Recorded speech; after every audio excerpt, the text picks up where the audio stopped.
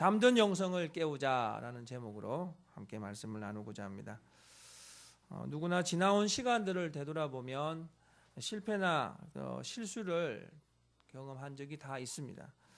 아무리 삶이 잘 절제되고 준비되어진 사람이라 하더라도 사람 그 자체가 연약하고 불완전한 존재이기 때문에 실수나 실패 앞에 자유로울 수 없습니다. 이런 현실 속에서 믿음의 사람들을 위로하는 것이 있죠. 그것이 뭐냐면 우리 하나님께서는 실패하거나 실수하는 성도들 그 손을 절대로 놓지 않으신다라는 것입니다. 여러분, 이 단순한 것 같지만 이 단순한 가운데 있는 이 확고한 진리를 믿는 사람이 거룩한 믿음의 행위를 드러낼 수 있는 것입니다. 역사상 하나님의 특별한 사랑을 받고 하나님 앞에 귀하게 쓰임받은 사람들을 가만히 보면 그들 속에 이런 하나님을 마음그릇에 담고 있는 것을 보게 됩니다. 이런 하나님을 향한 마음을 가지고 있으니까 자신이 인생 속에서 쓰라린 실패의 경험을 하게 될 때마다 가장 먼저 하나님을 찾아가고 더 가까이 더 깊이 하나님을 붙들려고 하는 것을 보게 됩니다. 그것이 바로 하나님과 함께 동행하는 삶이고 살아있는 영성의 소유자들의 모습임을 알 수 있죠. 오늘 본문은 우리가 방금 읽으신 내용대로 다윗의 실패를 보게 됩니다. 동시에 실패를 경험한 다윗이 이 실패를 역전시켜서 회복시키는 것도 함께 볼 수 있습니다. 이 시간 하나님을 향한 마음, 이 살아있는 영성을 통해서 다윗이 어떻게 실패했는가, 왜 실패했는가, 무엇보다 이 실패를 어떻게 극복했는가를 오늘 말씀을 통해서 함께 살펴보고자 합니다. 먼저 오늘 우리가 먼저 살펴보실 것은 다윗이 왜 실패했을까라는 것입니다. 다윗이 왜 실패했을까? 여러분, 다윗의 실패를 이야기하기 전에 다윗이 살아온 삶 가운데 진짜 성공하고 승리했던 것들이 너무 많은 것을 보게 됩니다. 이것을 살펴볼 이유가 있습니다. 이것을 살펴보아야 다윗이 실패한 그 의미를 더 깊게 바라볼 수 있기 때문입니다. 다윗은 20살도 되기 전에 그 당시에 영적 리더였던 사무엘에게 너 왕이 될 것이라고 하는 그 기름 부음을 받게 됩니다. 그뿐만 아니라 다윗이 정말 다윗의 다윗됨을 각인시킨 사건이 뭐냐면 블레셋과의 전투에서 최고의 장수였던 골리앗을 20살도 되지 않은 다윗이 물리친 사건입니다. 이스라엘의 참 좋은 장수들, 정말 멋진 장수들이 많았음에도 불구하고 모두가 다 그 3m 가까이 되는 그 거인 골리앗 앞에 다 두려워 떨고 있는데 다윗은 당당하게 하나님의 이름으로 나아가서 그를 물리쳤죠. 이 사건 이후에 그 다윗은 승승장구합니다. 그 승승장구하는 다윗을 그 여인들이 이렇게 노래를 불러주고 있어요. 남자가 아니고 여자들이 참 좋아하는 것 같아요. 사울이 죽인 자는 천천히요, 다윗은 만만이로다. 여러분 생각해 보십시오. 당시에 최고의 권위자라고 하는 이 왕이 1000명밖에 못 죽이는데 다윗은 10,000명을 죽인다라고 하니까 얼마나 다윗이 인기가 많았겠습니까? 그런데 이 인기가 바로 사울 왕의 그 질투심을 야기시켰어요. 그리고 순식간에 그 많은 자들의 추앙받던 자가 순식간에 도망자의 신세가 되어버린 것이죠. 여러분, 도망자로 살아가지만 다윗이 진짜 승리자인 것을 우리가 어떻게 알 수 있냐면 이런 억울한 상황과 이런 급박한 위기의 환경 속에서도 한순간도 하나님과 함께 걸어가는 삶을 포기하지 않았다는 거예요. 사무엘상을 보시면 31장까지 있는 내용인데 사무엘상에 나와 있는 다윗을 쭉 훑어보다가 다윗을 이렇게 설명해 볼 수 있겠더라고요.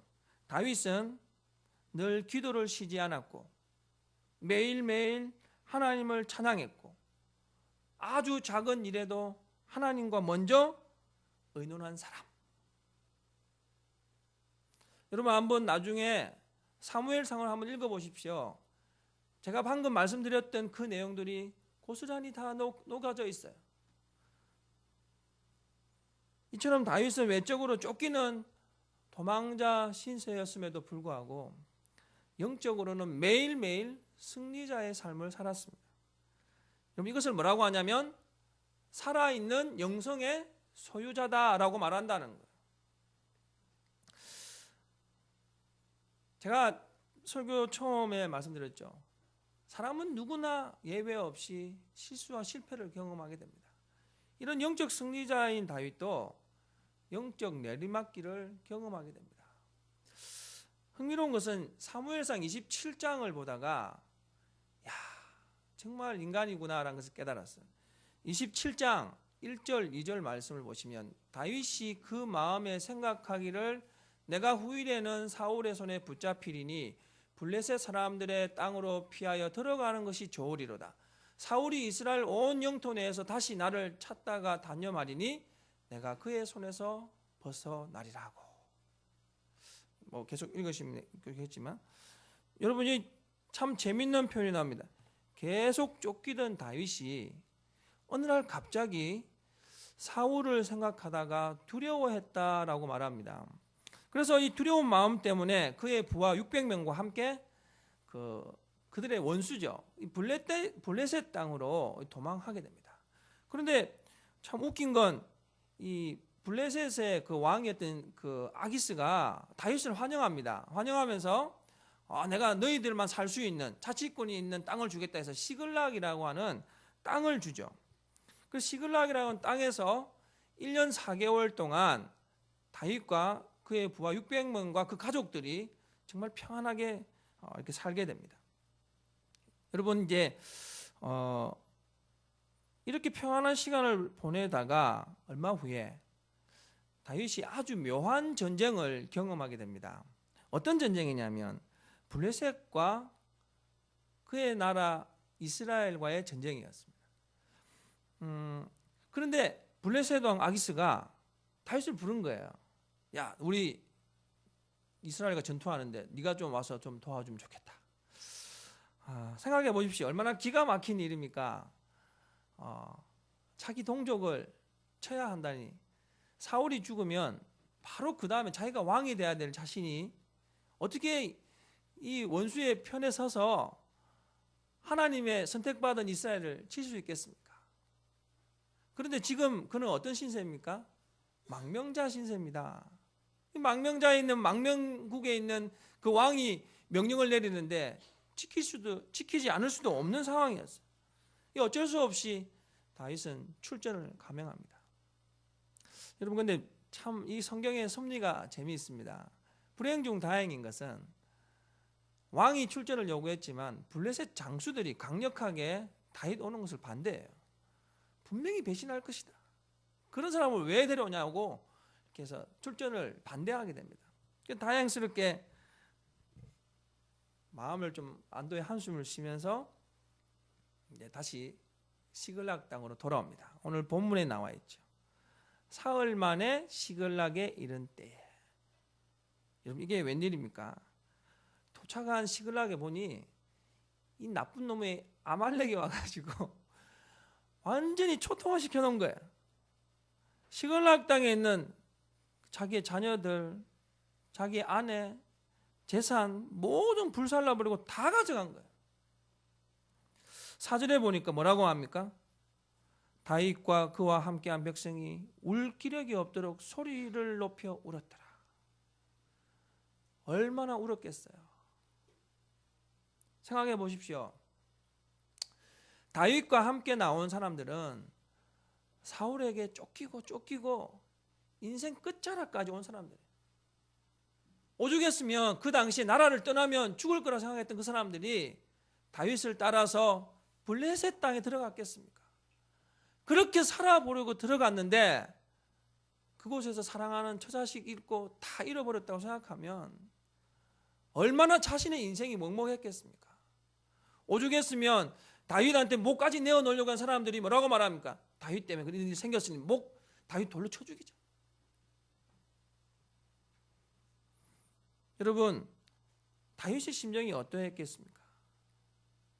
바로 이 지점에서 다윗이 실패하는 경험을 합니다. 그런데 오늘 말씀을 보니까 왜 다윗이 실패했는가에 그 이유가 있더라고요. 그 첫 번째가 뭐냐면 다윗의 실패는요, 그렇게 하나님 앞에 기도하는 것을 즐겨하던 것을 기도하는 것을 멈추었기 때문에 그랬어요. 다윗이 사울에게 쫓기던 때에 한창 쫓기던 때 그 원통한 사람들 400명이 다윗과 함께 했습니다. 그래서 뭐 아둘람 굴에도 있지 않았습니까? 여기에 있을 때 갑자기 어떤 소식이 들려온 게 뭐냐면 그 그일라라고 하는 유다 지역에 그 블레셋 사람이 침공했다라는 소식을 듣게 됩니다. 다윗이 얼마나 정의로운 사람입니까?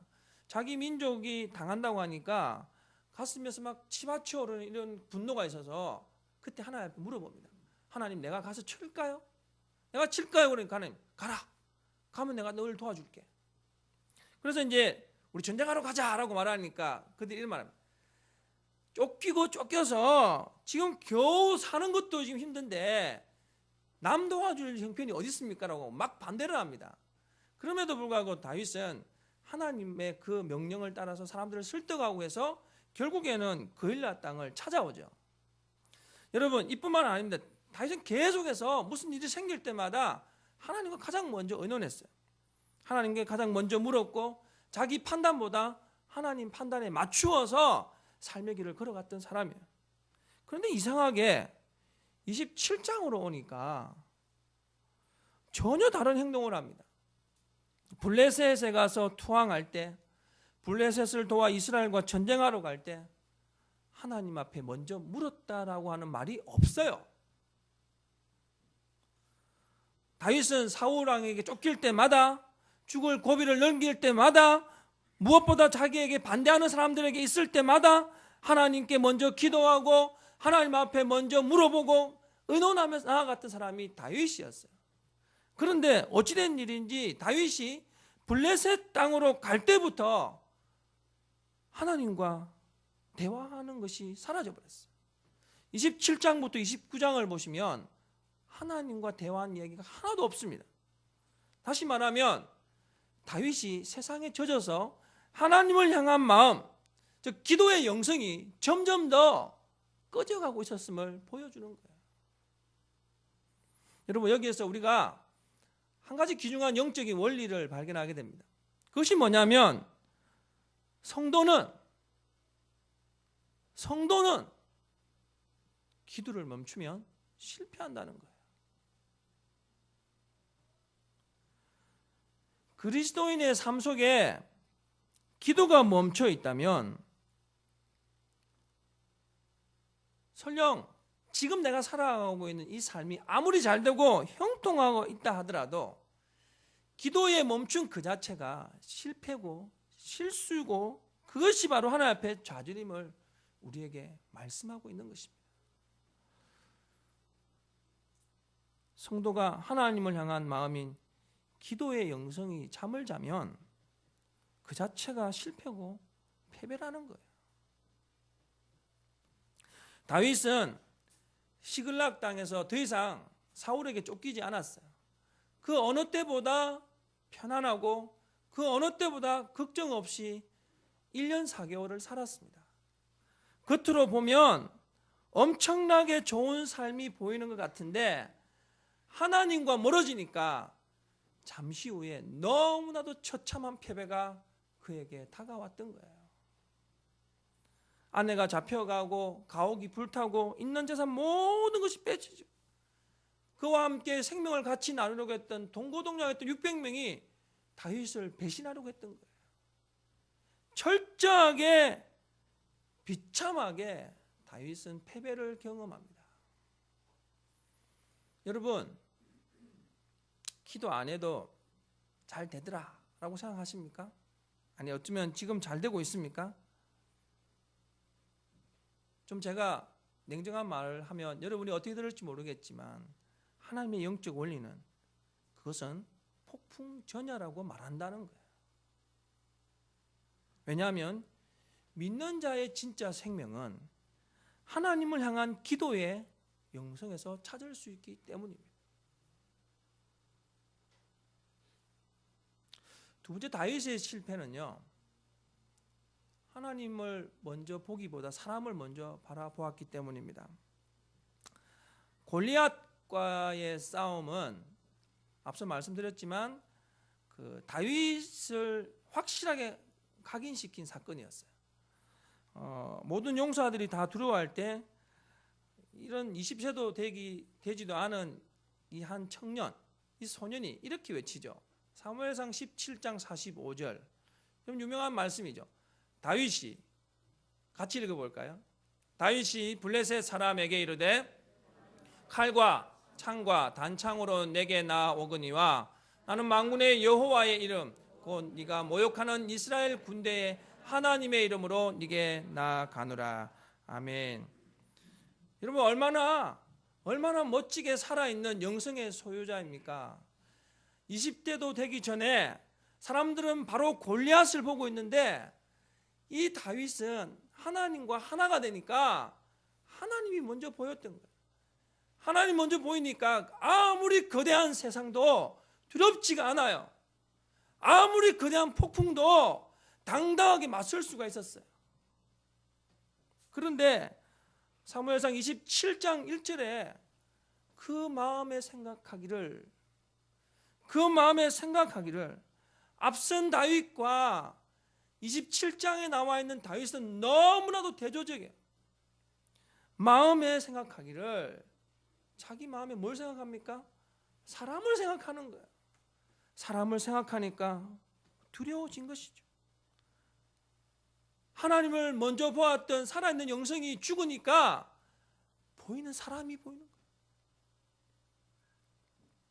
예전에 하나님과 동행할 땐 사울이 아무리 창을 던져도 마음에 여유가 있었는데, 극한 위기 앞에서도 당당할 수 있었는데, 하나님과 멀어지니까 그때부터 사울이 진하게 보이고 블레셋 왕 아기스가 보이고 블레셋 장수들이 보였던 거예요.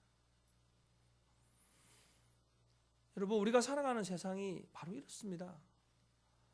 이 세상에는 참 똑똑하고 탁월하고 돈 많고 권세 있는 사람들이 너무 많아요.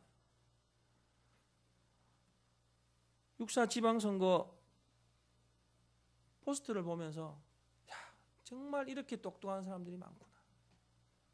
이렇게 똑똑한 사람들이 많은 곳에 과연 내가 설 자리가 어디일까라고 생각도 해보았습니다. 여러분, 그래서 우리 인생은 그런 세상의 기준을 보면 점점 더 위축되고 주눅들 수밖에 없어요.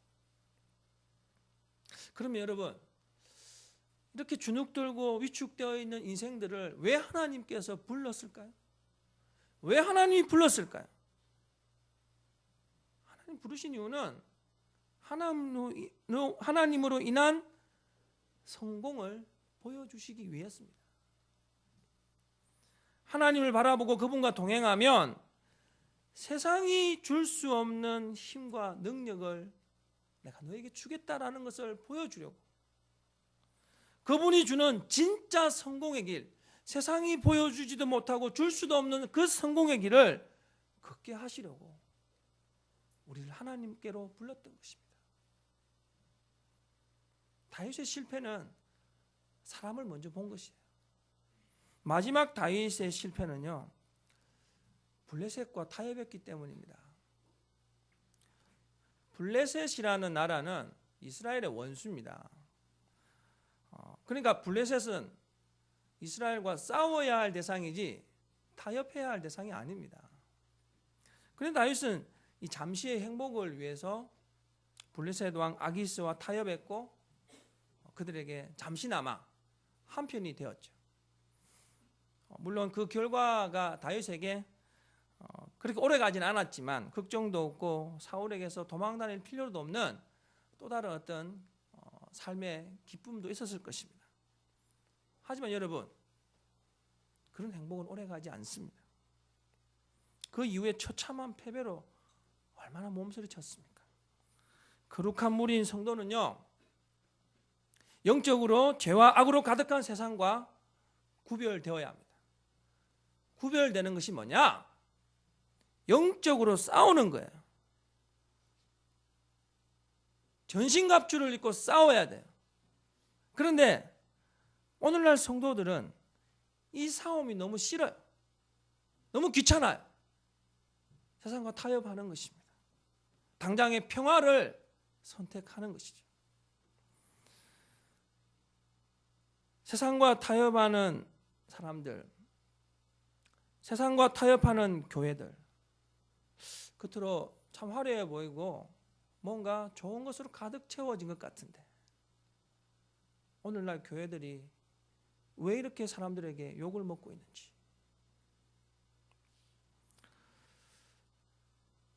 겉으로는 참 좋아 보이는데 실제로는 너무 나약하고 힘이 없는 존재로 추락하고 있다는 것입니다.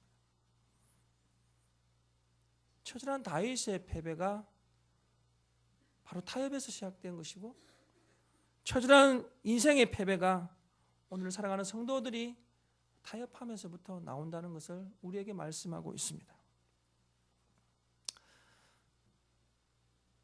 왜 다윗이 실패했을까요?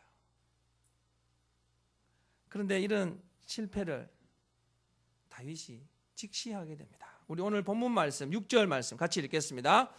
백성들이 자녀들 때문에 마음이 슬퍼서 다윗을 돌로 치자 하니 다윗이 크게 다급하였으나 그의 하나님 여호와를 힘입고 용기를 얻었더라. 아멘.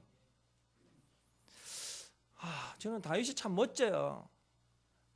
다윗이 그 바세바를 범하고 난 이후에 나단이 책망할 때도 들었던 것처럼 다윗이 진짜 멋진 것은 실패를 하고 있다가 그 실패를 빨리 깨달아서 그 실패를 극복하는 방안들을 찾아갔다는 거예요.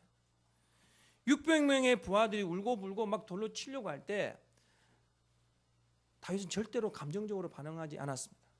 여러분 생각해 보십시오. 만약에 다윗이 감정적으로 반응했다면요, 주동자를 색출할 수 있었습니다.